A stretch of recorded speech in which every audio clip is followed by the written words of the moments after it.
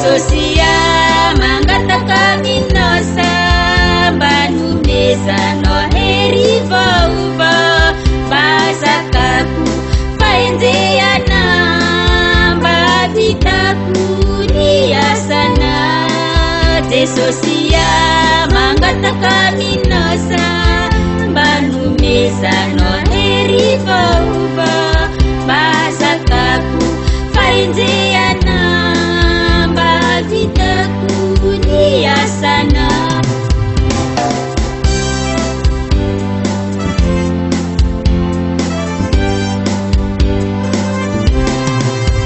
Arilazekwa minofamfamwaina niulunani ni andru fitsaranan aminiteni retrizenatoni fanteninonu hamarinanana Arilazekwa minofamfamwaina niulunani ni andru fitsaranan aminiteni retrizenatoni fanteninonu hamarinanana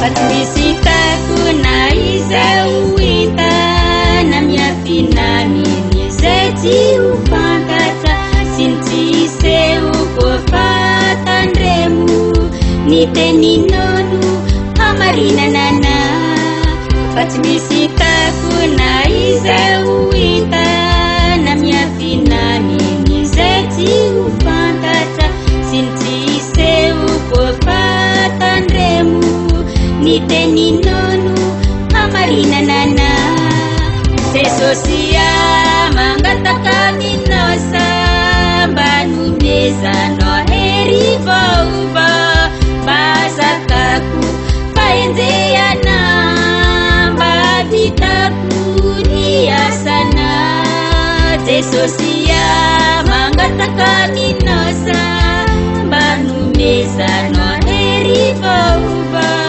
basakaku faenzeana babitaku niasana Haha. Woo. Izy yang lalana sy famarinana eto ambony tany maro mampanina iragna sentisenty sy toma isan'andro amin'ny delira nefa mitoro lalagna zany sasiagna sy ataovagna tsy ainge vola matitra hamono ny ataonao dia tsy sitraky ny tombo miangavy anao mba hagnaraka ny marina satria Jesosy tompony famarinana peace. Oye.